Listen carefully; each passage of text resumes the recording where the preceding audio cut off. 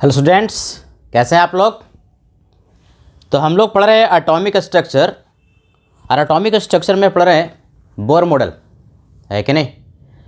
और Bohr model में basically हम लोग कैलकुलेट करना सीखे कि कोई एक इलेक्ट्रॉन किसी ऑर्बिट में nth ऑर्बिट में रिवॉल्व कर रहा है तो उसका रेडियस क्या होगा, वेलोसिटी क्या होगा, एनर्जी क्या होगा और एनर्जी का डिफरेंस क्या होगा। एक एनर्जी लेवल और दूसरे एनर्जी लेवल के बीच में एनर्जी का डिफरेंस क्या होगा। यहाँ तक हम लोग बढ़िया सीखें। जल्दी से 2 मिनट में उसको रिवाइज कर लें। हम लोगों ने ये सीखा कि कोई भी एक इलेक्ट्रॉन सर्कुलर ऑर्बिट में रिवॉल्व कर रहा है nth ऑर्बिट में, तो रेडियस nth ऑर्बिट का जो होगा वो होता है 0.529 n स्क्वायर अपॉन जेड, इतना क्या एंगस्टन, जहां पर n क्या है ऑर्बिट नंबर है और जेड एटॉमिक नंबर। पहला फार्मूला याद रखना है।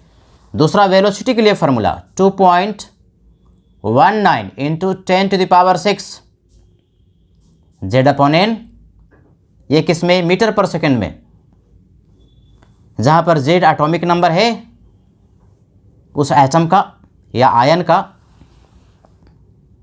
और एन जो है ऑर्बिट नंबर है।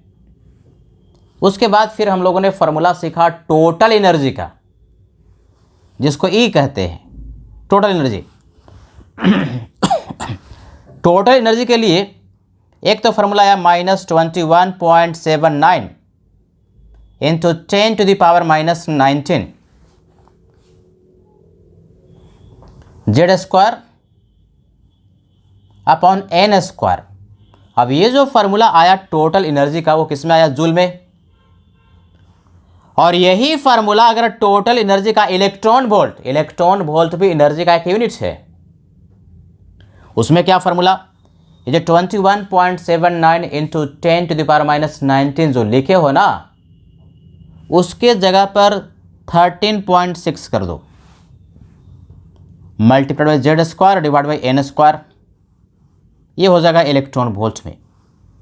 ये टोटल एनर्जी का फार्मूला तुम्हारे पास आया। टोटल एनर्जी नेगेटिव होता है, और यदि इस फार्मूले से आपने टोटल एनर्जी निकाल लिया, क्वेश्चन में अगर काइनेटिक एनर्जी पूछता है तो टोटल एनर्जी को माइनस से मल्टीप्लाई कर दो, तो माइनस माइनस प्लस हो जाएगा। तो न्यूमेरिकल वैल्यू यही रहेगा, बस ये माइनस से प्लस हो जाएगा।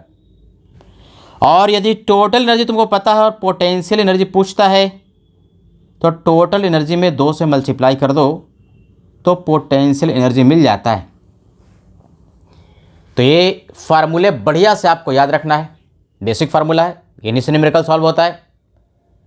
फिर लास्ट क्लास में हम लोगों ने ये सीखा कि कोई एक इलेक्ट्रॉन जो है लोअर एनर्जी लेवल में था और हायर में जाता है, तो एनर्जी डिफरेंस के बराबर वो एनर्जी एब्जॉर्ब करेगा। और अगर कोई एक इलेक्ट्रॉन हायर एनर्जी लेवल में था और लोअर एनर्जी लेवल में आता है, तो उन दो एनर्जी लेवल के डिफरेंस के बराबर एनर्जी रेडिएशन के फॉर्म में निकालेगा। यानी बेसिकली एनर्जी डिफरेंस होता क्या है, एक ऑर्बिट और दूसरे ऑर्बिट के बीच का एनर्जी का डिफरेंस कितना होता, उसके लिए फार्मूला आया डेल्टा ई। डेल्टा ई क्या, एनर्जी का डिफरेंस। 2 एनर्जी लेवल है n1 और n2, n1 है छोटा वाला, n2 है बड़ा वाला, n1 कम है n2 ज़्यादा है।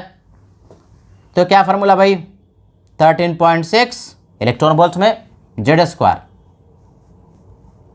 1/n1 square minus 1/n2 square, जहां पर n1 ऑर्बिट नंबर है, n2 भी ऑर्बिट नंबर है, n2 बड़ा वाला, n1 छोटा वाला। ये जो आंसर आएगा किस में आएगा, इलेक्ट्रॉन वोल्ट में। और यही 13.6 के जगह पर 21.79 इंटू 10⁻⁻19 रखोगे तो एनर्जी का जो डिफरेंस आएगा वो जूल में आएगा। तो ये फार्मूला भी आपको बढ़िया से याद कर लेना है। उसके बाद फिर हम लोगों ने कुछ बेसिक डेफिनेशन पढ़ना शुरू किया। आयोनाइजेशन एनर्जी, कोई एक इलेक्ट्रॉन ग्राउंड स्टेट में था, ग्राउंड स्टेट का मतलब क्या, n = 1, orbit number 1 ground state कहलाता है। तो कोई एक इलेक्ट्रॉन ग्राउंड स्टेट में था और वहां से इलेक्ट्रॉन को निकाल करके इनफाइनाइट तक ले जाना है, यानी एटम से बाहर कर देना है। तो जितना एनर्जी चाहिए उसको बोलते हैं आयोनाइजेशन एनर्जी। तो आयोनाइजेशन एनर्जी के लिए फॉर्मूला आया ना बच्चे, क्या? ट्रांजिशन ऑर्बिट नंबर 1 यानी n1 = 1 से भेजना है n2 इनफाइनाइट, तो 1 इनफाइनाइट का स्क्वायर, ये तो 0 हो जाएगा, और n1 का वैल्यू 1, तो हमारे पास आयोनाइजेशन एनर्जी के लिए फॉर्मूला आ गया 13.6 Z²। किसमें? इलेक्ट्रॉन वोल्ट में, है कि नहीं? और इसे, ये जो इलेक्ट्रॉन है उसको अगर हम हटा दें, मिटा दें, तो क्या पढ़ेंगे? 13.6 Z² वोल्ट। भी का मतलब क्या? वोल्ट। उसको बोलते हैं आयोनाइजेशन पोटेंशियल। तो लास्ट क्लास में यहां तक हम लोग पढ़े थे। ऐसे ही बार बार रिवाइज करते रहोगे और पढ़ते रहोगे और रिवाइज करते रहोगे, तो दिमाग में सारे फार्मूला आपके पास बना रहेगा। फिर न्यूमेरिकल करने में बड़ी आसानी होती है, चीज़ें याद भी रहती है। खाली पढ़ते जाने से नहीं होता, रिवाइज करना बहुत इंपॉर्टेंट है कि नहीं? नोट्स करो, सारे ही फॉर्मूले आपके पास पीछे में पढ़ाया हुआ है, आपने लिखा हुआ है। तो आज हम लोग पढ़ने वाले हैं एक उसी तरह का, जिस तरह से आयोनाइजेशन एनर्जी पढ़ा, अगला जो एनर्जी है उसको कहते हैं एक्साइटेशन एनर्जी, ई एक्साइटेशन एनर्जी। ये क्या होता है उसको पहले हम लोग डिफाइन करते हैं। एक्साइटेशन एनर्जी बेसिक डिफिनीशन एकदम दिमाग में बना हुआ रहना चाहिए।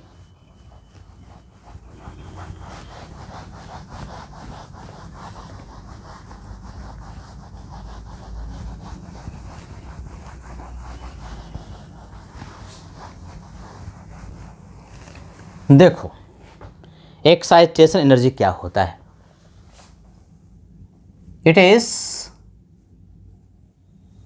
Defined as energy required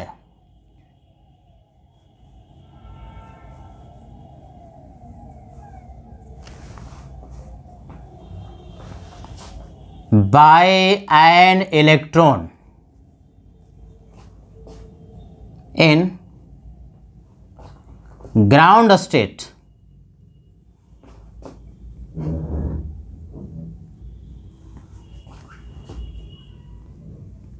such that it can go to excited state। Excited state का मतलब ऑर्बिट नंबर n का वैल्यू 1 से बड़ा होगा।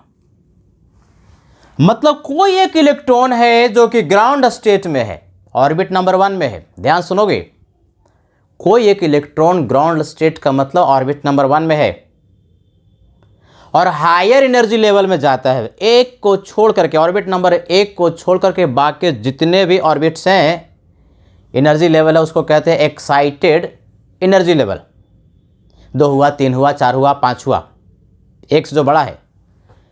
तो ऑर्बिट नंबर 1 से हायर एनर्जी लेवल में यदि इलेक्ट्रॉन को भेजना है तो उसके लिए जितना एनर्जी देना पड़ेगा इलेक्ट्रॉन को, उसको हम लोग एक्साइटेशन एनर्जी कहते हैं। यानी एक इलेक्ट्रॉन को एक्साइट करने के लिए कहाँ पर एक्साइट होगा? या तो ऑर्बिट नंबर 2 में होगा, 3 में होगा, 4 में होगा, 5 में होगा, 10 में होगा, 20 में होगा। तो जितना एनर्जी उस इलेक्ट्रॉन को जो कि ग्राउंड स्टेट में है उसको चाहिए, उसी को एक्साइटेशन एनर्जी के नाम से पुकारते हैं, है कि नहीं? यानी बेसिकली ट्रांजिशन जो होगा, ट्रांजिशन अगर समझ में आ गया, ट्रांजिशन का मतलब क्या? इलेक्ट्रॉन का जो मूवमेंट है। ट्रांजिशन क्या होगा? n1 = 1, यानी एक ही ऑर्बिट नंबर 1 पर हमारे पास इलेक्ट्रॉन है और इसको छलांग लगा करके n2 पर जाना है। n2 क्या हो सकता है? 2 हो सकता है, 3 हो सकता है, 4 हो सकता है, 5 हो सकता है, 6 हो सकता है, एटसेट्रा। तो ये ट्रांजिशन हुआ। जितना इलेक्ट्रॉन को एनर्जी चाहिए उसको कहते हैं एक्साइटेशन एनर्जी। तो बेसिकली कितना चाहिए? एनर्जी डिफरेंस के बराबर चाहिए भैया। तो एक्साइटेशन एनर्जी को शॉर्ट फॉर्म में ई लिखा, जो कि एनर्जी डिफरेंस के बराबर होगा। फार्मूला क्या, अगर इलेक्ट्रॉन वोल्ट में लिखना चाहें 13.6 जेड स्क्वायर 1/n1 का स्क्वायर, यानी 1/1 का स्क्वायर 1 ही रहेगा, एंड माइनस 1/n2 का स्क्वायर। ये n2 क्या हो सकता है, 2 3 4 5 6 7 8 9 10 जो भी है। तो यही जो एनर्जी का डिफरेंस होगा उसको कहेंगे एक्साइटेशन एनर्जी। यही n2 का वैल्यू यदि इनफाइनाइट हो जाए, n2 का वैल्यू यदि इनफाइनाइट हो जाए तो उसको हम लोग आयोनाइजेशन एनर्जी कहते हैं। हर बात क्लियर होनी चाहिए ना। यही n2 अगर इनफाइनाइट हो गया, यानी इलेक्ट्रॉन एटम से बाहर निकल करके चला गया। इनफाइनाइट का मतलब क्या, अब एटम में वो इलेक्ट्रॉन है ही नहीं, बाहर चला गया उसके इन्फ्लुएंस से, यानी n2 इक्वल टू इनफाइनाइट, तो उसको हम लोग कहते हैं आयोनाइजेशन एनर्जी। तो हमारे पास एक्साइटेशन एनर्जी के लिए एक और फार्मूला आ गया, जिसको कि रटने की जरूरत नहीं है। वो तो क्वेश्चन के अनुसार n2 का वैल्यू हम पुट करेंगे, 2 है कि 3 है कि 4 है, जो कि अभी हम लोग न्यूमेरिकल लेंगे और समझेंगे कि इसका न्यूमेरिकल किस तरह से पूछता है। ये जो आंसर आएगा किस में आएगा, इलेक्ट्रॉन वोल्ट में। और यदि यही अगर आंसर जूल में पूछता है तो बार बार बता रहे हैं और फिर से बता रहा हूं, बताते ही रहूंगा। बस 13.6 के जगह पर 21.7 कर देना, into 10 to the power -19 Z square, ये 1/1 का स्क्वायर एंड माइनस 1/n2 का स्क्वायर। ये जो आंसर आ जाएगा, बस इसके जगह पर ये अगर पुट करते हो तो आंसर जूल में आएगा बच्चे, है कि नहीं। यही एक्साइटेशन एनर्जी हो गया, ई एक्साइटेशन एनर्जी। नोट करो। अब इसका न्यूमेरिकल किस तरह से पूछता है वो हम लोग समझते हैं।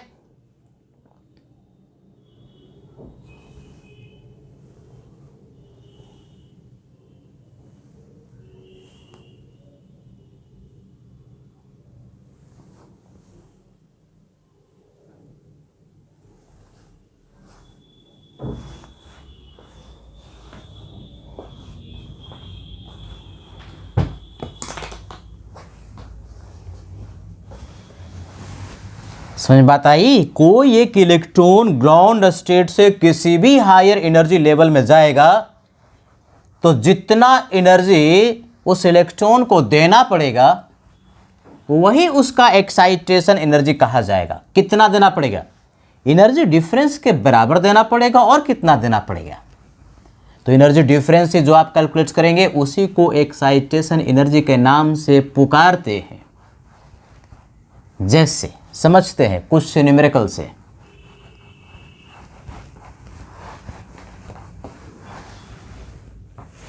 Question number 1, calculate excitation energy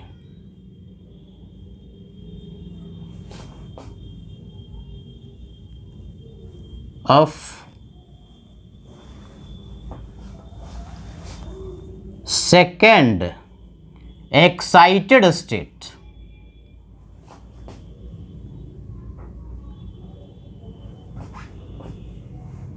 in He plus ion.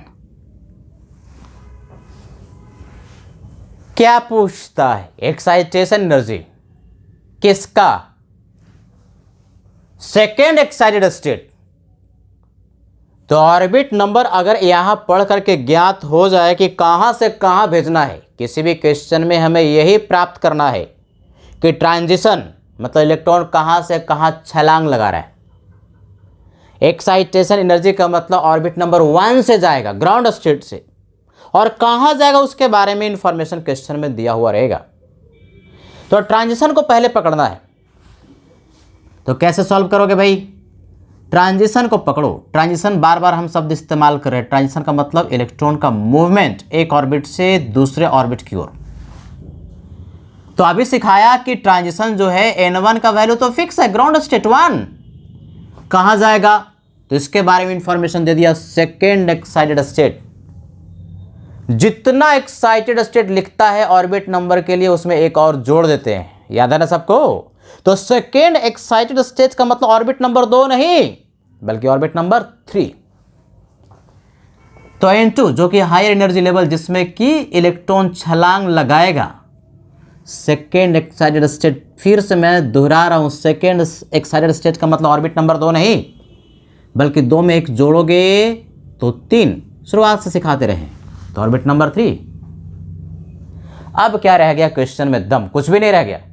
ये एनर्जी डिफरेंस के बराबर जो आप क्वेश्चन को सॉल्व करेंगे कि कितना एनर्जी डिफरेंस होगा इस एनर्जी लेवल के बीच में, 1 और 3 के बीच में, वही एक्साइटेशन एनर्जी कहा जाएगा बाय डेफिनेशन। सर किस में निकालें? इलेक्ट्रॉन वोल्ट्स में निकालें कि जूल में निकालेंगे? ऑप्शन देके पहचान जाएंगे ना। अगर इलेक्ट्रॉन वोल्ट्स में निकालना है तो फार्मूला है 13.6 Z²। फार्मूला तो यही यार 1/N1 square minus 1/N2 square, energy का डिफरेंस का यही फार्मूला है। बस N1 और N2 को पहचानना है तुमको। तो 13.6 जेड के वैल्यू He+ है भाई, तो He+ हीलियम के लिए एटॉमिक नंबर कितना होता है? 2 होता है। तो 2 दूना 4, N ऑर्बिट नंबर 1 तो 1/1, 1 का स्क्वायर 1 ही होगा, माइनस 1/3 का स्क्वायर 3 तिहाई 9। यह आंसर जो आएगा किस में आएगा? इलेक्ट्रॉन वोल्ट में। तो 13.6 गुने 4 और ये 9 में से 1 जाएगा तो 8 N/9 है कि नहीं? ये जो आंसर आएगा तुम्हारे पास किस में आएगा? इलेक्ट्रॉन वोल्ट में आएगा।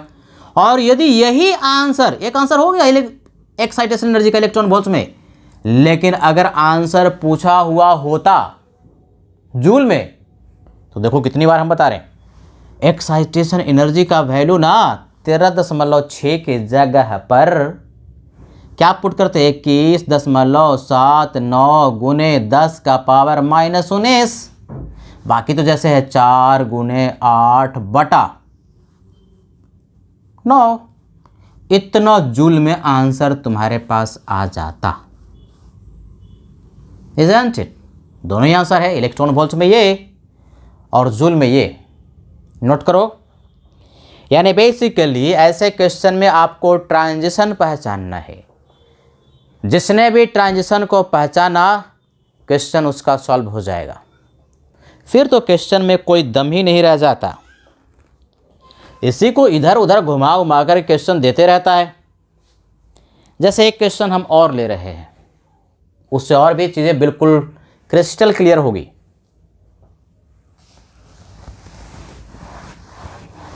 यानी बेसिकली तुमको एक ही फार्मूला, ये एनर्जी डिफरेंस का अगर याद है तो उससे बहुत सारे कॉन्सेप्चुअल क्वेश्चन सॉल्व हो जा रहे हैं।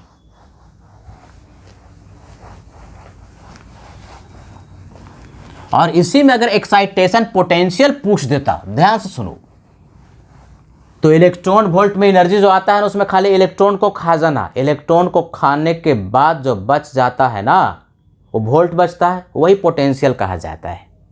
लास्ट क्लास में सिखाए थे। जैसे अगर कोई एनर्जी का डिफरेंस x इलेक्ट्रॉन वोल्ट आया और पूछे कि पोटेंशियल क्या है, तो खाली इस इलेक्ट्रॉन को खा जाना, उतना वोल्ट, वही आंसर हो जाता है।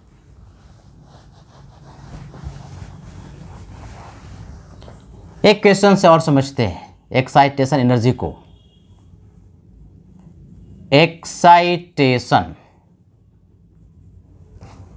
Energy of first excited state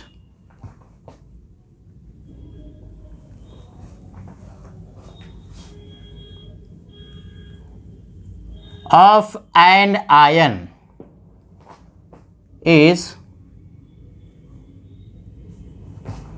equal to 40.8 electron volt, 40.8 electron volt first excited state का एक्साइटेशन एनर्जी है। यानी इस बार excitation energy first excited state का किसी एक आयन के लिए दे दिया। आयन कौन है इसके बारे में अभी कोई जानकारी नहीं दिया, पहचानना पड़ेगा। कैलकुलेट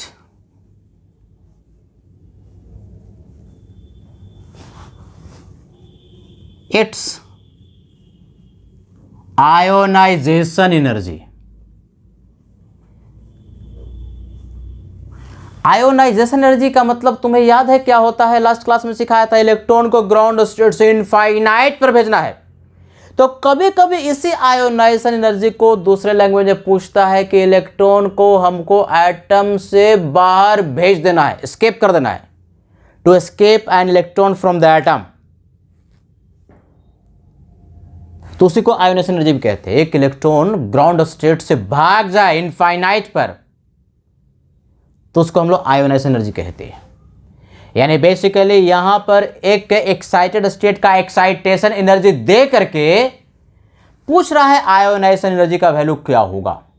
तब पहले एक्साइटेशन एनर्जी जो दिया है उसका हम लोग ट्रांजिशन को पकड़ते हैं कि किस ट्रांजिशन की बात कर रहा है कि नहीं।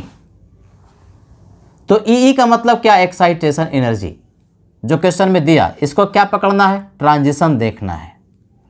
ट्रांजिशन का हिंदी में क्या अर्थ हुआ? इलेक्ट्रॉन कहां से कहां छलांग लगा रहा है, किस ऑर्बिट से किस ऑर्बिट में जा रहा है। तो एक्साइटेशन एनर्जी की बात करते हैं तो ट्रांजिशन N1 का वैल्यू तो फिक्स है 1, एक ही से जाता है, ग्राउंड स्टेट से ही हायर में जाता है। जा कहां रहा है बच्चे? N2 का वैल्यू क्या है? तो फर्स्ट एक्साइटेड स्टेट का मतलब क्या? ऑर्बिट नंबर 1 कि 2? फर्स्ट एक्साइटेड स्टेट का मतलब जितना एक्साइटेड स्टेट लिखता उसमें एक जोड़ दो, वो ऑर्बिट नंबर होता है, इजंट इट? तो ऑर्बिट नंबर 2, यानी बेसिकली ये हमारे पास ट्रांजिशन, इसके करस्पॉन्डिंग एनर्जी का डिफरेंस जो कि एक्साइटेशन एनर्जी कहा जाएगा वो दे दिया, 40.8 इलेक्ट्रॉन वोल्ट है। फार्मूला आप लिखते हैं। तो एक्साइटेशन एनर्जी का वैल्यू दिया कितना? 40.8। किस में दिया? इलेक्ट्रॉन वोल्ट में दिया। तो इलेक्ट्रॉन वोल्ट के लिए क्या फार्मूला? 13.6। और क्या? जेड स्क्वायर, यही तो जेड हमको नहीं पता। 1/N1 स्क्वायर, N1 का वैल्यू कितना? 1, तो 1 का स्क्वायर 1 माइनस 2 का स्क्वायर 2 दूना 4। किस में? इलेक्ट्रॉन वोल्ट में। इलेक्ट्रॉन वोल्ट तो इलेक्ट्रॉन वोल्ट, तो ये कितना हो जाएगा बच्चे? 13.6 जेड स्क्वायर गुने 4, ये 1 तो 3/4 इलेक्ट्रॉन वोल्ट, ये भी इलेक्ट्रॉन वोल्ट। तो क्या यहां से जेड स्क्वायर का वैल्यू मिल जाएगा और जेड का वैल्यू मिल जाएगा? अगर जेड का वैल्यू मिल गया तो आयोनाइजेशन एनर्जी होता क्या है बच्चे? आयोनाइजेशन एनर्जी क्या होता है? सिखाया था 13.6 जेड स्क्वायर, ये होता है। तो यहां से डायरेक्टली 13.6 जेड स्क्वायर का वैल्यू डायरेक्टली ही निकाल सकते हो, वही आयोनाइजेशन एनर्जी भी हमें मिल जाएगा। यानी जेड का वैल्यू बिना निकाले हुए आप 13.6 जेड स्क्वायर का वैल्यू ही चाहिए तो डायरेक्ट यहां से मिल जाएगा। या फिर तरीका नंबर दूसरा, जेड निकाल लो, यहां पर वैल्यू पुट कर दो, दोनों से आंसर सेम ही आएगा। तो 40.8 गुने 4/3 जेड स्क्वायर का वैल्यू होगा, है कि नहीं? यानी बेसिकली जेड का वैल्यू यहां से तुमको मिल गया। जेड का वैल्यू जो हम कैलकुलेट करेंगे कितना आ रहा है, जो भी वैल्यू तुम्हारे पास जेड का आता है 1352, तो उस जेड के वैल्यू को हम यहां पर पुट कर देंगे तो आयोनाइजेशन एनर्जी का वैल्यू हमारे पास मिल जाएगा, है कि नहीं? और इतना इलेक्ट्रॉन वोल्ट हमारे पास आंसर आ जाएगा। जेड का वैल्यू फ्रैक्शन नहीं आनी चाहिए। अगर फ्रैक्शन वैल्यू आ रहा है तो इसका मतलब ये है कि क्वेश्चन में दिया हुआ जो वैल्यू है वो कुछ ना कुछ 13.6 था। 13.6 तो छूट रहा है ना, तभी फ्रैक्शन वैल्यू आ रहा है। जेड स्क्वायर के लिए 40.8 मल्टीप्लाई किया, ये देखो 4/3। अब ये वाला तो छूट रहा है ना 13.6, दिस वैल्यू 4 से मल्टीप्लाई करो, 3 से डिवाइड कर दिया, 13.6 से भी डिवाइड कर देंगे 3। ये यार लगता है जेड स्क्वायर इक्वल टू 4 आ गया, ये आपस में कैंसिल हो जाएगा, एकदम इतना ही आ जाएगा। 6 18 33 39 40 एकदम एग्जैक्टली आ गया। यानी जेड स्क्वायर इक्वल टू 4 आया तो जेड का वैल्यू कितना आ गया? 2। तो आयोनाइजेशन एनर्जी चाहिए 13.6 जेड स्क्वायर, 13.6 जेड का वैल्यू हमें मिल गया 2, जेड स्क्वायर 4, 4 से मल्टीप्लाई कर दो तो 6 चौका 24, 13 चौका 52, 55 56, इतना इलेक्ट्रॉन वोल्ट आयोनाइजेशन एनर्जी मिल गया। Isn't it? नोट करो, फ्रैक्शनल तो कभी आएगा ही नहीं। यदि फ्रैक्शनल वैल्यू जेड का आ रहा है, इसका मतलब न्यूमेरिकल वैल्यू क्वेश्चन में या तो गलत दिया हुआ है या फिर आप कहीं ना कहीं कैलकुलेशन करने में मिस्टेक कर रहे हैं। समझ में आई बात? क्या कहता है क्वेश्चन में, एक बार फिर समझाते। Excitation energy first excited state का किसी एक आयन का तुम्हारे पास दिया हुआ है। कौन सा आयन उसके बारे में कोई जानकारी नहीं, कौन सा एटम उसके बारे में कोई जानकारी, यानी जेड के बारे में नॉलेज नहीं है। दे दिया 40.8 और इस इंफॉर्मेशन से आयोनाइजेशन एनर्जी निकालना है। कैसे निकालेंगे आयोनाइजेशन एनर्जी का? पहले सोचो कि निकालना क्या है। आयोनाइजेशन एनर्जी क्या फार्मूला होता है? 13.6 जेड स्क्वायर होता है इलेक्ट्रॉन वोल्ट में। जेड अगर मिल जाए दी हुई इंफॉर्मेशन से तो क्वेश्चन सॉल्व हो जाएगा। तो एक्साइटेशन एनर्जी 40.8 दिया है, फार्मूला क्या? 13.6 जेड स्क्वायर 1/n1। n1 तो फिक्स है ना, 1/n1 का स्क्वायर में n1 फिक्स है, ऑर्बिट नंबर 1। n2 दी हुई इंफॉर्मेशन से निकालो। फर्स्ट एक्साइटेड स्टेट में इलेक्ट्रॉन जा रहा है, तो फर्स्ट एक्साइटेड स्टेट का मतलब ऑर्बिट नंबर 2। जितना एक्साइटेड स्टेट लिखा है उसमें एक जोड़ दो, तो ऑर्बिट नंबर 2। फार्मूला में वैल्यू को पुट कर दिया, इसके बराबर कर दिया, बाकी तो जेड स्क्वायर सॉल्व कर लिया। जेड का वैल्यू मिल गया 2, इसमें जेड का वैल्यू पुट कर दिया, इलेक्ट्रॉन वोल्ट में आयोनाइजेशन एनर्जी का वैल्यू तुमसे मिल गया। तो ऐसे न्यूमेरिकल हम लोग सॉल्व करते हैं। तो ये था आयोनाइजेशन एनर्जी और एक्साइटेशन एनर्जी का कॉन्सेप्ट। अब हम लोग सीखेंगे कि कोई एक इलेक्ट्रॉन एक्साइटेड स्टेट में पहुंचा हुआ है, हायर एनर्जी लेवल में है और लोअर एनर्जी लेवल में लौटता है, तो एनर्जी डिफरेंस के बराबर रेडिएशन एमिट करता है। तो उस रेडिएशन का, उस लाइट का क्या वेवलेंथ होगा भाई? बड़ा इंपॉर्टेंट कॉन्सेप्ट है और आगे कॉन्सेप्ट पढ़ने के लिए इस फार्मूला को जो डिराइव करने जा रहे हैं बहुत बहुत बहुत इंपॉर्टेंट है। तो हेडिंग है वेवलेंथ,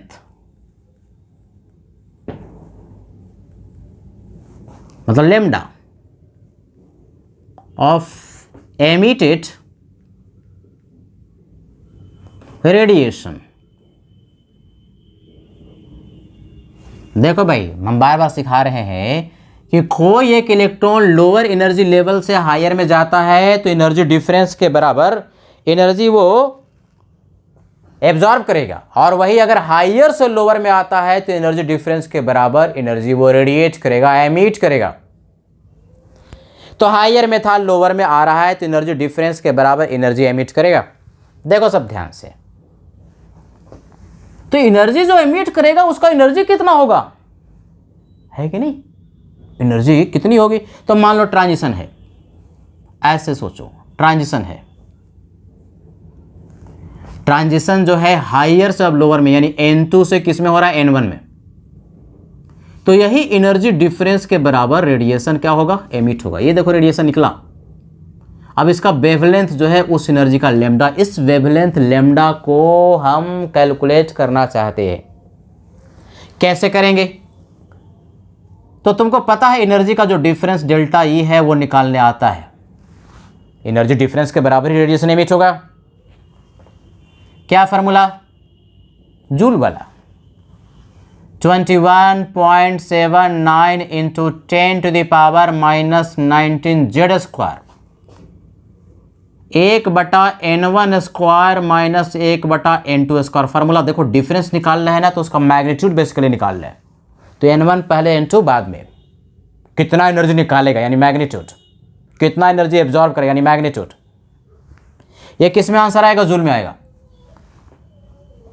तो ये जो एनर्जी है किसी भी रेडिएशन का, अगर लैम्डा पता है तो इसका फॉर्मूला हमने सिखाया है। ये बेसिकली एनर्जी डिफरेंस के बराबर ही एनर्जी एमिट करेगा, और उसका अगर एनर्जी जो रेडिएट किया उसका वेवलेंथ लैम्डा, तो फॉर्मूला क्या है? hc/λ। है कि नहीं? कहाँ सिखाया था? प्लैंक्स क्वांटम थ्योरी में। एच क्या? Planck's constant. सी क्या? Speed of light. और लेमडा वेवलेंथ। यही हमको लेमडा उस एमिटेड रेडिएशन का निकालना है। It is equal to 21.79 into 10⁻⁻19 Z square 1/n1 square minus 1/n2 square. Joule में आएगा। बार बार हम जूल नहीं लिख रहे, लेकिन जब भी ये टर्म लिख रहे हो तो बेसिकली किसमें? जूल में।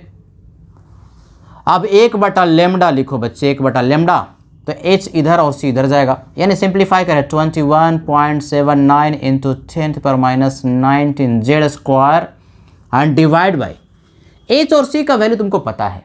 h कितना? 6.625 इंटू 10⁻⁻34 जूल सेकेंड। h का वैल्यू सिखाया है। और c क्या? स्पीड ऑफ लाइट कितना होता है? 3 इंटू 10⁸ मीटर पर सेकेंड। और फिर ये वाला 1/n1 स्क्वायर माइनस 1/n2 का स्क्वायर, यानी 1/λ, जिसको हम लोग वेव नंबर भी कहते हैं। 1/λ को क्या बोलते हैं? वेव नंबर, याद है ना? तो 1/λ के लिए अब इस नंबर को इस नंबर से डिवाइड करते हैं तो हमारे पास एक नंबर आता है 1.097 इंटू 10⁻7, ये आता है। जेड स्क्वायर सॉल्व करने पर 1/n1 square minus 1/n2 square. अब ये जो एक नंबर है 1.097 इंटू 10⁻7, ध्यान से देखोगे 1.097 इंटू 10⁻7 1/λ है ना, ये तो यूनिटलेस होगा नंबर है। और 1/λ का जो यूनिट होगा इसका भी यूनिट वही होगा, जेड भी यूनिटलेस नंबर है। तो 1/λ सब ऐसा यूनिट में है, तो ये अगर मीटर में है तो 1/λ क्या होगा? पर मीटर। पर मीटर ये कांस्टेंट है, पर मीटर लिखा। ये कांस्टेंट है जिसको हम लोग राइडबर्ग कांस्टेंट के नाम से पुकारते हैं।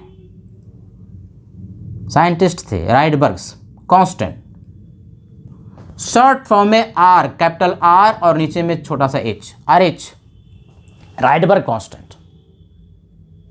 यानी कि हमारे पास फार्मूला 1/λ का, जो कि सूत्रों का सूत्र महासूत्र है, बहुत इंपॉर्टेंट फार्मूला। इस फार्मूले का इस्तेमाल अब धड़ल्ले से होने वाला है। क्या फार्मूला? 1/λ इक्वल टू, इस नंबर को हमने आर एच कह दिया, आर एच राइडबर्ग कांस्टेंट। यही पर सेंटीमीटर में लिखते हैं तो 10⁻5 हो जाता है। ये जो वैल्यू है पर सेंटीमीटर में ना, पर मीटर में लिखे हो तो 10⁻7 है, पर सेंटीमीटर में 10⁻5 हो जाता है। हर जगह ऐसा यूनिट में सॉल्व कर लो। तो पर मीटर में हमने पुट किया है, इस वैल्यू को याद भी रख लेना, कभी कभी नहीं देता है। तो इसको हमने आर एच लिख दिया, इस नंबर को। तो are H Z square bracket शुरू 1/n1 square minus 1/n2 square. यही 1/λ का तुम्हारे, अगर 1/λ का वैल्यू आ गया तो लेमडा उसका रेसिप्रोकल हो जाएगा। ये 1/λ को क्या कहते हैं? Wave number. अगर याद होगा तो 1/λ ना, इसको ऐसे डिनोट करते थे जहां वेव मोशन पढ़ाया था, न्यू ऊपर में उसके बार वेव नंबर। क्या कहलाता है ये? Wave number. तो ये वेव नंबर हो जाएगा, 1/λ वेव नंबर कहलाता है। तो 1/λ आ गया तो लेमडा भी मिल जाएगा, उसका रेसिप्रोकल ले लेंगे, ये वेव नंबर कहलाता है। अब ये जो फार्मूला है सूत्रों का सूत्र महासूत्र है, बता रहे हैं। यानी this formula is very very important, और इस फार्मूले को याद कर लेना है कंठस्थ एकदम, 2 बार लिख करके 3 बार लिख करके। क्या फार्मूला आया? 1/λ is equal to R H. R H क्या है? कांस्टेंट है। कितना वैल्यू होता है उसका? आर एच का कहते क्या है? राइडबर्ग्स कांस्टेंट कहते हैं। क्या वैल्यू होता है? 1.097 इंटू 10⁻7 पर मीटर होता है। पर सेंटीमीटर में कितना होता है? बस ये 10⁻7 और 10⁻5 हो जाएगा पर सेंटीमीटर में। तो 1/λ equal to R H Z square bracket शुरू 1/n1 square minus 1/n2 square. ये लेमडा क्या कैलकुलेट किया? हायर एनर्जी लेवल से लोअर एनर्जी लेवल में जो इलेक्ट्रॉन लौटेगा, तो एनर्जी डिफरेंस के बराबर जो रेडिएशन, इलेक्ट्रोमैग्नेटिक रेडिएशन, जो लाइट निकलेगा उसका वेवलेंथ होगा। इस सूत्र को बढ़िया से आपको याद कर लेना है। मैक्सिमम टाइम आपके पास लेमडा वेवलेंथ का जो आंसर होगा राइडबर्ग कांस्टेंट RH के फॉर्म में होगा। ये R यूनिवर्सल गैस कांस्टेंट नहीं है बच्चे, ये R को कहते हैं, RH लिखते हैं, बड़ा R नीचे में छोटा सा H, राइडबर्ग कांस्टेंट है कि नहीं। तो मैक्सिमम टाइम तुम्हारे पास लेमडा का answer in terms of RH लिखा हुआ रहेगा। नोट कीजिए इसको।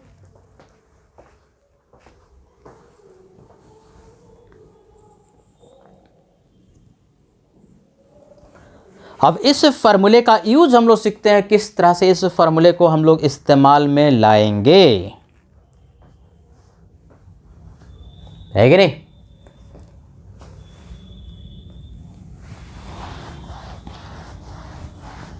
तो कुल मिलाकर के 7-8 फार्मूला तुम्हारा बनने वाला, 7 या 8 मैक्सिमम 10 फार्मूला बोर मॉडल में। बढ़िया से समझ करके उन फार्मूले को बार बार रिवाइज करो, उन्हीं से क्वेश्चंस आते रहते हैं। टर्म्स के साथ कौन सा टर्म क्या है, ऐसे खाली सिर्फ रटने से नहीं होता, बढ़िया से वीडियो लेक्चर को देखना है, क्या टर्म है, कैसे न्यूमेरिकल में उसको यूज करते हैं, तब न्यूमेरिकल आपसे बढ़िया से हो जाता है। रटने का प्रयास नहीं करना है, समझना है चीज़ों को। जैसे इस फार्मूले का इस्तेमाल कहाँ होगा, 2 क्वेश्चन के हेल्प से समझते हैं। क्वेश्चन नंबर 1, कैलकुलेट, एकदम सिंपल क्वेश्चन। वेवलेंथ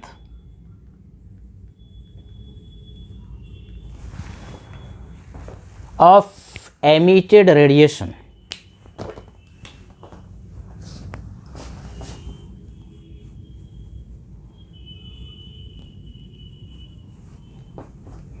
एमिट करने का मतलब निकलना, क्या निकलेगा, रेडिएशन निकलेगा। When an electron in 4th orbit, orbit का हो, एनर्जी लेवल का हो, शेल नंबर का हो, सब बात सेम है। 4th orbit returns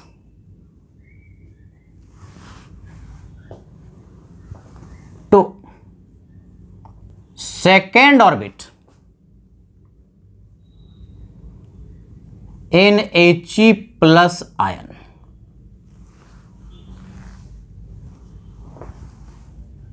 which transition this will correspond to H atom. दूसरा वाला 2 क्वेश्चन है, दूसरा वाला क्वेश्चन को अभी छोड़ देना है, उसका अंग्रेजी को पहले समझेंगे, लेकिन पहले पहला वाला क्वेश्चन करते हैं। इसमें 2 क्वेश्चन है। पहला वाला क्वेश्चन क्या निकालना है बच्चे, वेवलेंथ निकालना है, लैम्डा निकालना है। किसका, वो जो रेडिएशन निकलेगा, एमिट होगा, कब, जबकि इलेक्ट्रॉन चौथे ऑर्बिट से दूसरे ऑर्बिट में लौटेगा। कौन सा एटम है या कौन सा आयन है, हीलियम है। क्या निकालना है, लैम्डा। तुरंत दिमाग में फार्मूला आया, सूत्रों का सूत्र महासूत्र, है कि नहीं। क्या फार्मूला, 1/λ, यही लैम्डा भाई साहब को निकालना है, समझे। RH के फॉर्म में अभी जो फार्मूला डिराइव किया था, RH का मतलब राइडबर्ग कांस्टेंट, वैल्यू सबको याद है, 1.097 इंटू 10⁻7 पर metre Z², 1/N1² minus 1/N2²। इसी फार्मूला को तुमको इस्तेमाल करना है। तो 1/λ फिर से लिखा, RH के फॉर्म में। मैक्सिमम टाइम तुम्हारे पास आंसर जो ऑप्शन देगा वो RH के फॉर्म में ही रहेगा। हीलियम है तो हीलियम के लिए Z का वैल्यू कितना होता है, 2 होता है, तो 2 दूना 4। ऑर्बिट नंबर N1 छोटा वाला, 2nd ऑर्बिट बड़ा वाला, 4th ऑर्बिट। हमेशा N1 छोटा और N2 बड़ा, तो चौथे से दूसरे में आ रहा है। क्या फर्क सर, चौथे से दूसरा और दूसरे से चौथा। दूसरा से चौथा में जाएगा तो एनर्जी एब्जॉर्ब करेगा, सोखेगा। और चौथा से दूसरे में आएगा तो एनर्जी डिफरेंस के बराबर रेडिएशन लाइट निकालेगा। यही फर्क है, लेकिन एनर्जी का डिफरेंस क्या होगा, सेम ही होगा। n1 छोटा वाला, यानी n1 का वैल्यू 2, तो 1/2 का स्क्वायर 2 दूना 4, n2 का वैल्यू 4, तो 1/4 चौका 16। ये हम बार बार कहते हैं n1 छोटा वाला, n2 बड़ा वाला। 2 ट्रांजिशन होगा, ट्रांजिशन एक ही होगा, 2 ऑर्बिट नंबर होगा, एक छोटा एक बड़ा। तो छोटा वाला n1 और बड़ा वाला n2। सॉल्व कर लेते हैं इसको। सॉल्व करेंगे तो ये हो गया RH गुने 4, एलसीएम ले लो, ये हो गया 16, 4 चौका 16, 4 घटाओ 1। सॉल्व कर लेंगे तो 1/λ का वैल्यू तुम्हारे पास मिल गया। क्या भाई, तो ये हो जाएगा 3, ये 4 चौका 16, 3RH divide by 4, cancel out कर दिया। ये 1/λ अगर वेव नंबर पूछता तो ये आंसर था, लेकिन पूछता क्या है, लैम्डा पूछता है। कोई बात नहीं, लैम्डा इसी का रेसिप्रोकल हो जाएगा। 4 ऊपर में सॉरी 4 चला गया ऊपर में, और 3RH नीचे आ गया। 4/3RH है कि नहीं। यही लैम्डा वह अगर इस तरह से वेरिएबल में पूछ दे RH के फॉर्म में, तो यही तुम्हारे पास आंसर आ गया। अगर एग्जैक्ट वैल्यू ही दे दिया कितना मीटर है लैम्डा का, तो RH का वैल्यू तुम्हारे पास याद है 1.097 इंटू 10⁻⁷ वैल्यू को पुट करेंगे, लैम्डा का वैल्यू आ जाएगा। यानी बेसिकली मैक्सिमम टाइम तुम्हारे पास 99.9999% टाइम्स जो क्वेश्चन है RH के फॉर्म में होगा, तो यही वाला ऑप्शन सही हो गया। लेकिन अगर सपोज करो कि एग्जैक्ट मीटर में ही आंसर दिया हुआ है, तो 4/3 RH का वैल्यू तुमको याद ही है 1.097 गुने 10 का पावर क्या 7, तो इतना क्या हो जाएगा मीटर। और इसी मीटर को यदि आपको कन्वर्ट करना है नैनोमीटर में या एंगस्टन में, तो एंगस्टन में कन्वर्ट करने के लिए 10 के पावर 10 से गुना करोगे, और नैनोमीटर में कन्वर्ट करने के लिए 10 के पावर 9 से मल्टीप्लाई करोगे, जो कि मैं बार बार सिखा दे रहा हूं। तो लैम्डा का वैल्यू ये आ गया मीटर में। तो मैक्सिमम टाइम आपका आंसर ये वाला रहेगा। इस फॉर्मेट में कभी कभी देता है तो RH का वैल्यू बस पुट कर देना, आंसर तुम्हारे पास वेवलेंथ का मिल जाएगा। एक आंसर हो गया। उस फार्मूला को इस्तेमाल करके वैल्यू को पुट कर दिया, हमारे पास लैम्डा का वैल्यू मिल गया। दूसरा क्वेश्चन बड़ा ट्रिकी है। क्वेश्चन दूसरा कहता यह है कि which transition this will correspond to hydrogen atom. पहले इस लाइन को समझते हैं। Which transition this will correspond to hydrogen atom, यानी यही वेवलेंथ वाला लाइट हाइड्रोजन में भी निकले, इतना ही वेवलेंथ का रेडिएशन हाइड्रोजन एटम में भी निकले, तो इलेक्ट्रॉन कहां से कहां छलांग लगाएगा हाइड्रोजन में। यानी ट्रांजिशन कहां से कहां होगा, हाइड्रोजन के लिए ऑर्बिट नंबर कहां से कहां इलेक्ट्रॉन छलांग लगाएगा, जिससे कि यही वाला वेवलेंथ उस हाइड्रोजन एटम में भी निकले। यह क्वेश्चन पूछता है। यानी उतना ही एनर्जी का वेवलेंथ निकालने के लिए, उतना ही एनर्जी का रेडिएशन निकालने के लिए, उतना ही एनर्जी का रेडिएशन का मतलब का वेवलेंथ सेम होगा।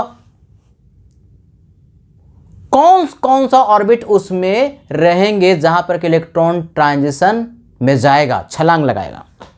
यानी हाइड्रोजन के अनुसार सोचना है। क्वेश्चन का पार्ट ए हो गया। अब यही इसी वेवलेंथ वाला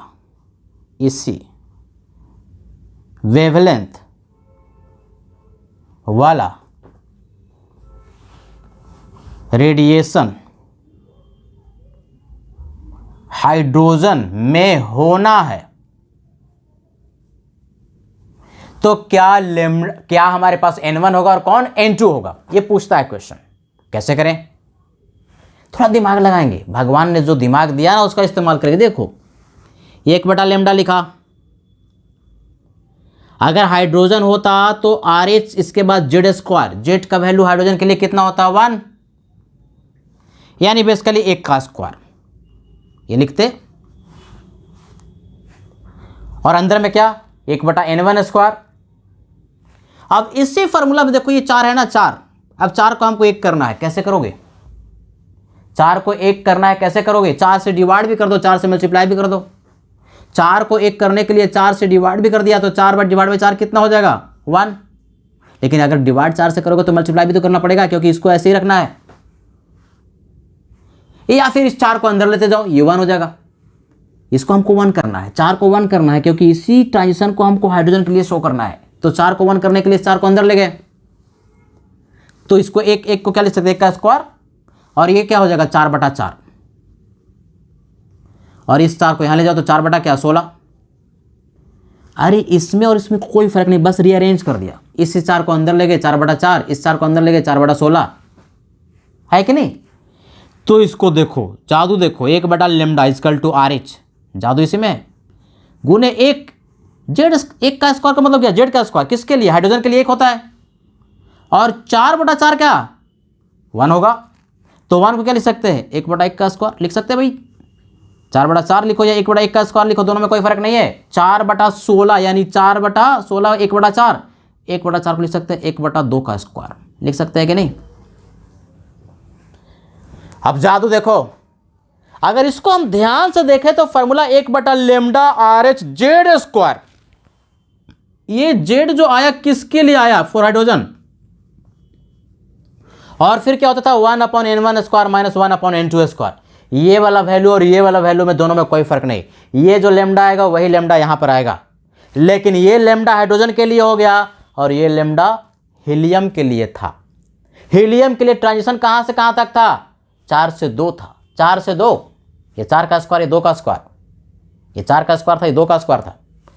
लेकिन हाइड्रोजन के लिए क्या आया भाई, 2 का स्क्वायर से 1 का स्क्वायर, यानी ऑर्बिट नंबर 2 से 1, यानी हमारे पास ट्रांजिशन आ गया आंसर हाइड्रोजन के लिए। थोड़ा दिमाग लगाओगे, ट्रांजिशन 4 H एटम, कहां से इलेक्ट्रॉन 2 से 1 पर आ रहा है, ये देखो 2 से 1 पर, 2 का स्क्वायर, ये N2 ये N1, तो ऐसे आंसर दे रहा है 2 से 1, 2 to 1, ये आंसर हो गया 2 to 1, यानी ऑर्बिट नंबर 2 से हाइड्रोजन के लिए ऑर्बिट नंबर 1 पर आएगा तो जो वेवलेंथ रेडिएशन का निकलेगा हाइड्रोजन में उतना ही वेवलेंथ होगा हीलियम का, कब, जबकि हीलियम में 4 से 2 पर आएगा। ये 4 का स्क्वायर है, 2 का स्क्वायर है, 4 से 2 पर आएगा, 4 से 2 पर आएगा। तो आंसर हो गया हाइड्रोजन के लिए सेमी लेमडा निकालने के लिए कौन सा ट्रांजिशन, तो ट्रांजिशन के लिए आंसर हो गया 2 to 1, 2 to 1। नोट करो,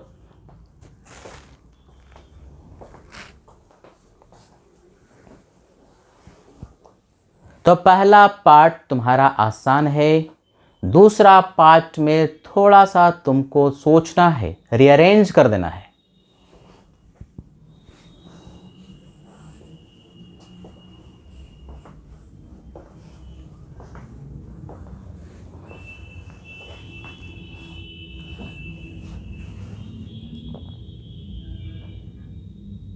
तो इसको नोट कीजिए बढ़िया से। क्या आज हम लोगों ने सीखा, 2 चीजें ही सिर्फ सीखी। एक सीखा एक्साइटेशन एनर्जी, कोई एक इलेक्ट्रॉन ग्राउंड स्टेट था और हायर एनर्जी लेवल में जाता है तो एनर्जी डिफरेंस के बराबर जो एनर्जी देना पड़ेगा उस ग्राउंड स्टेट वाले इलेक्ट्रॉन को, उसको कहेंगे एक्साइटेशन एनर्जी, पहली बात। दूसरा, कोई एक हायर एनर्जी लेवल में इलेक्ट्रॉन है और लोअर एनर्जी लेवल में लौटता है तो उसके करस्पॉन्डिंग रेडिएशन जो निकलेगा उसका एनर्जी भी कुछ होगा, एनर्जी डिफरेंस के बराबर। तो वो जो रेडिएशन कुछ एनर्जी के साथ निकला उसका वेवलेंथ क्या होगा, यानी calculation of wavelength of emitted radiation. तो उसके लिए एक सूत्रों का सूत्र, महासूत्र आया, बहुत इंपॉर्टेंट, इसका उपयोग आगे में बहुत ज्यादा होने वाला है। क्या फॉर्मूला आया, 1/λ RH, या RH क्या, राइडबर्ग कांस्टेंट, एक नया कांस्टेंट आया, Z square 1/n1 square minus 1/n2 square. RH का वैल्यू क्या, 1.097 इंटू 10⁻7 पर मीटर, या 1.097 इंटू 10⁵ पर सेंटीमीटर। पर सेंटीमीटर में 10⁵, पर मीटर में 10⁻7। अगर 1/λ का वैल्यू आ जाएगा, रेसिप्रोकल लेंगे तो लैम्डा का वैल्यू आ जाएगा, है कि नहीं। तो इन फार्मूले को बार बार रिवाइज करके आपको बढ़िया से याद कर लेना है। अगला जो टॉपिक हम लेने वाले हैं बड़ा इंपॉर्टेंट है, बड़ा थोड़ा सा लंबा भी है, तो आज हम शुरू नहीं करेंगे, ये हम शुरू करेंगे अगले क्लास में, नेक्स्ट क्लास में। और वह है लाइन स्पेक्ट्रम। बार बार मैं कहते रहा हूं कि हायर एनर्जी लेवल से लोअर एनर्जी लेवल में जब इलेक्ट्रॉन लौटता है तो बहुत तरीके से लौट सकता है। जैसे 5 पर था तो 5 से 4 पर आ सकता है, 5 पर था 5 से 3 पर आ सकता है, 5 पर था 5 से 2 पर आ सकता है, तो बहुत तरीके से वापस आ सकता है लोअर एनर्जी लेवल में। तो एनर्जी डिफरेंस के बराबर लाइट निकलता है, रेडिएशन निकलता है, उससे लाइन स्पेक्ट्रम या एटॉमिक स्पेक्ट्रम बनता है। तो अगले क्लास में एटॉमिक स्पेक्ट्रम हम लोग पढ़ने वाले हैं, और एटॉमिक स्पेक्ट्रम से न्यूमेरिकल बहुत पूछता है, that is very very important. तो थोड़ा लेंदी है, उसकी हम लोग शुरुआत आज नहीं करेंगे, अगले क्लास में करेंगे। आज के लिए इतना ही। Thank you very much.